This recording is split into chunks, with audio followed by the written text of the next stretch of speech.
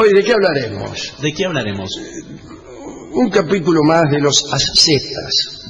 Hace mucho que no hablamos de ermitaños, ascetas, anacoretas y locos de toda la haya.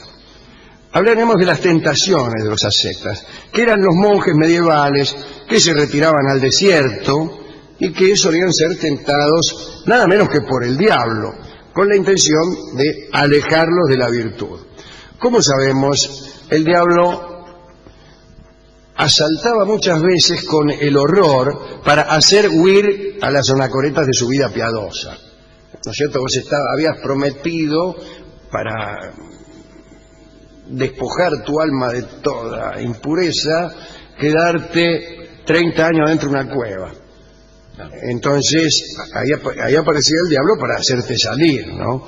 A veces se presentaba como monstruo, como serpiente.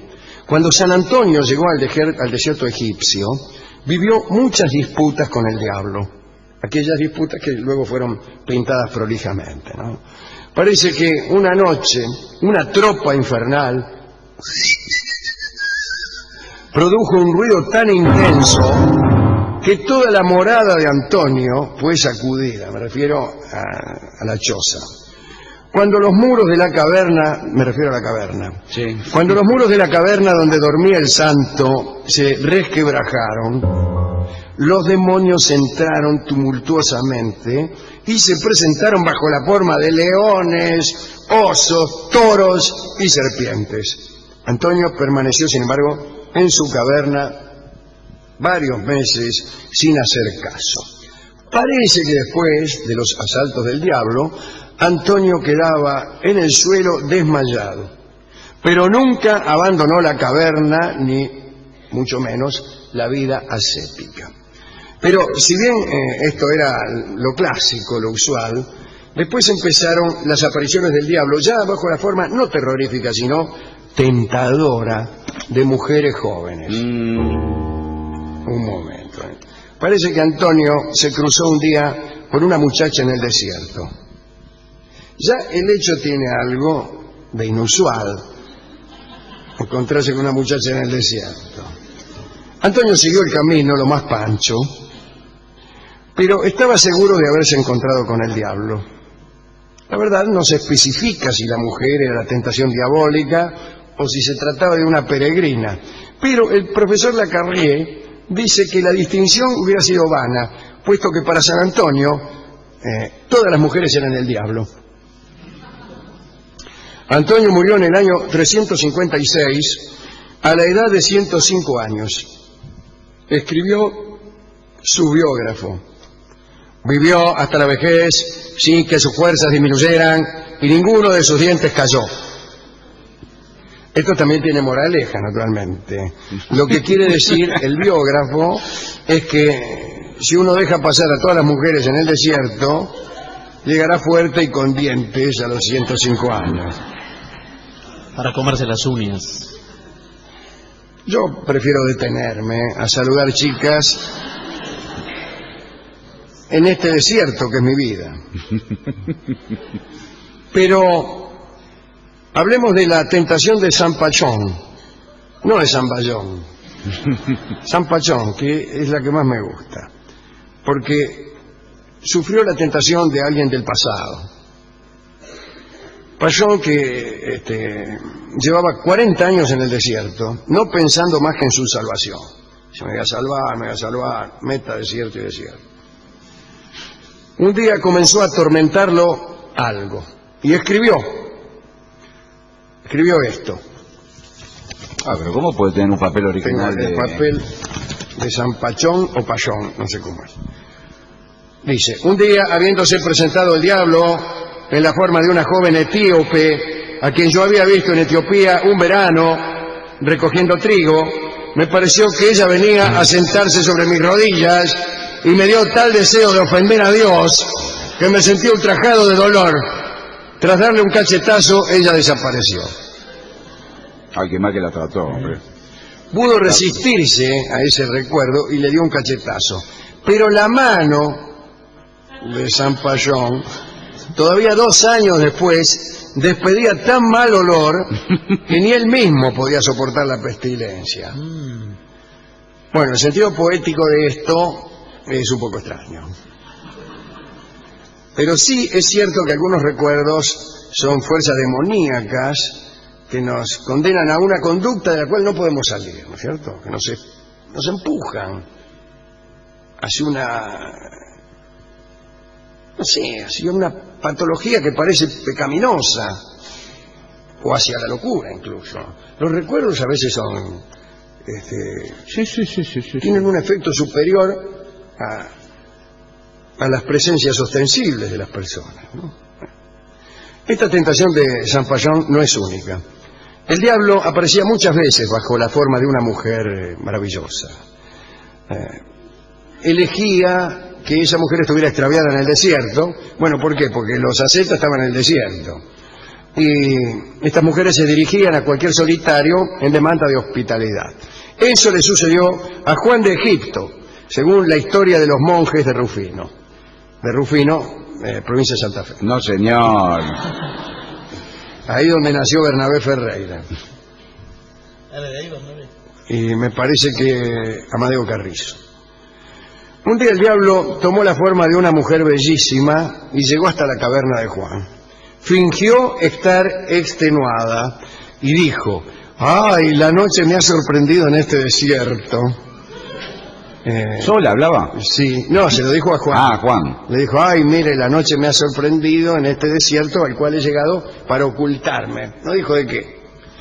Permitidme, os suplico, descansar un poco en un rincón de vuestra celda, a fin de no ser devorada por las bestias, dijo la mera. Mientras Juan se afilaba la Juan de Egipto aceptó y le preguntó cuáles eran los motivos que la obligaban a andar por el desierto. Y dicen que ella lanzó en su discurso todo el veneno de sus encantos. Sin embargo, el santo se mantuvo firme. Pero a estas palabras, a las anteriores palabras de la muchacha, siguieron unas segundas, más dulces aún, mezcladas con risas y caricias. No. Y según la crónica de ayer, Sí. la mujer tuvo el atrevimiento de llevar las manos a las barbas y al mentón de la zeta.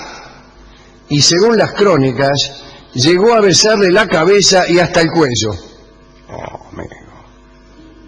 Juan de Egipto, que ya estaba condenado a 10 infiernos, quiso iniciar abrazos impúdicos. Señor. Oh, dice, me voy a mandar un abrazo impúdico, total. Condenado por condenado salga Pato Gallareta. Y no pudo, porque el demonio se desvaneció entre sus manos, lanzando alaridos espantosos. ¡Uah! ¿Qué sé yo? Juan de Egipto se avergonzó, claro, calcula. Y en ese momento un tropel de demonios se agrupó alrededor de la zeta y comenzó a reírse a carcajadas. Jajaray, jajay, jajay, jarajajay, jajay, jojo. Por haber sido tentado, Juan abandonó el desierto y se dedicó al comercio, donde para ser comerciante usted no tiene necesidad de andar renunciando a ninguna mina ni nada. Bien. Pero qué enseñanza. Esto nos deja una enseñanza, que es que hay que dedicarse al comercio. Los ascetas hablaban del envío de un sentimiento que adjudicaban al diablo y que era la asidia, una palabra griega que significa indiferencia, apatía del corazón y del alma. En el libro Destituciones de los monjes de Egipto, debe estar mal copiado esto, ¿cómo se va a llamar destituciones? Los monjes nunca eran destituidos. Instituciones, Sí. sería. Casiano escribió que, pero puede ser, los destituían de su condición monjil. Casiano escribió que se trataba de una feria pertinaz, se refería a la asidia, cuyos efectos comenzaban a aparecer gradualmente. El asceta comenzaba a sentir horror por el lugar donde vivía, lo que era bastante fácil, ¿no? Desprecio por sus hermanos, era un mal de la soledad, pero este mal era atribuido al diablo. Parece que este sentimiento te llegaba al mediodía. Te agarraba un desprecio por el mundo al mediodía. A mí me agarra a las 3 de la tarde. Sí. A mí a la mañana cuando me tengo que levantar muy temprano para hacer un trámite o algo. El medievalista italiano de la Universidad de Bolonia, Vito Fumagalli, como el que es el que me escribía recién,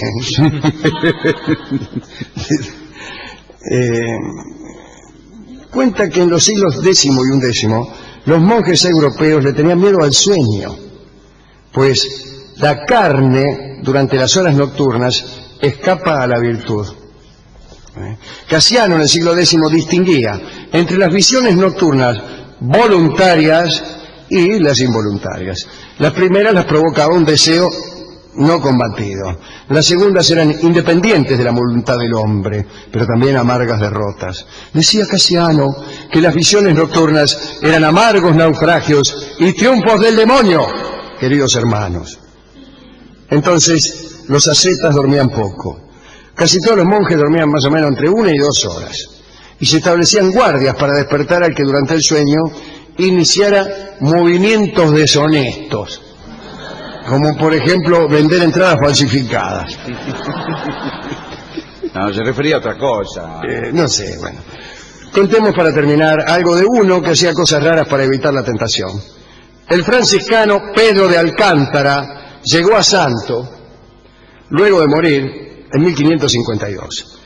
Dicen que nunca miró a una mujer, y en verdad a nadie, pero no era ciego, simplemente procuraba no mirar. Pedro conocía a los otros frailes por su voz, nunca levantaba la mirada del suelo y a veces andaba con los ojos cerrados. Cuando tenía que ir a algún sitio de viaje, no sabía por dónde pasaba, se contentaba con ir detrás de los compañeros atado a una soga.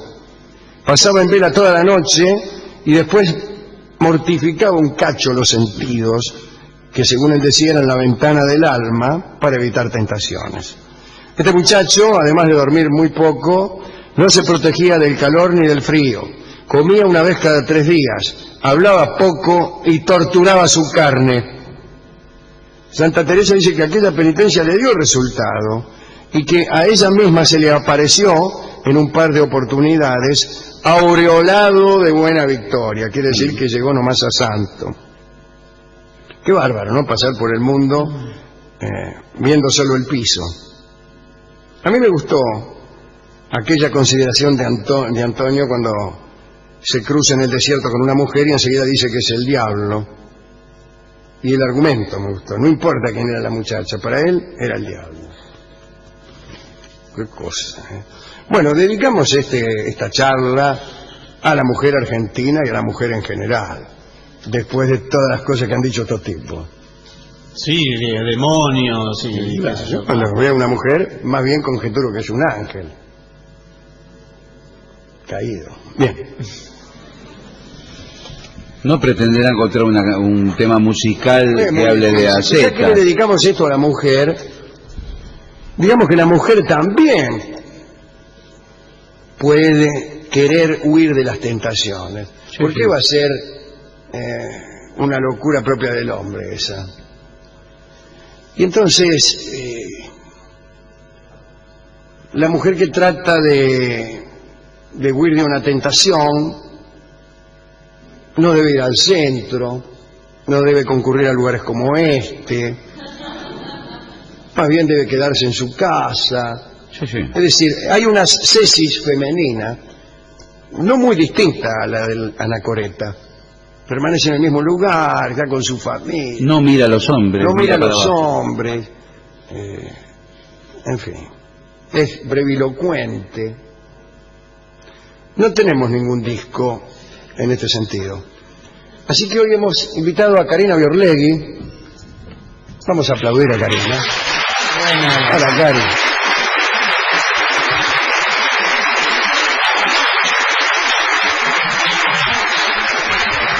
Y el consejo, Karina, que se desprende de esta inacción femenina es: no salgas de tu barrio. No salgas de tu barrio es un consejo para evitar las tentaciones. Podríamos acercarle a la gente este tango anacoreta.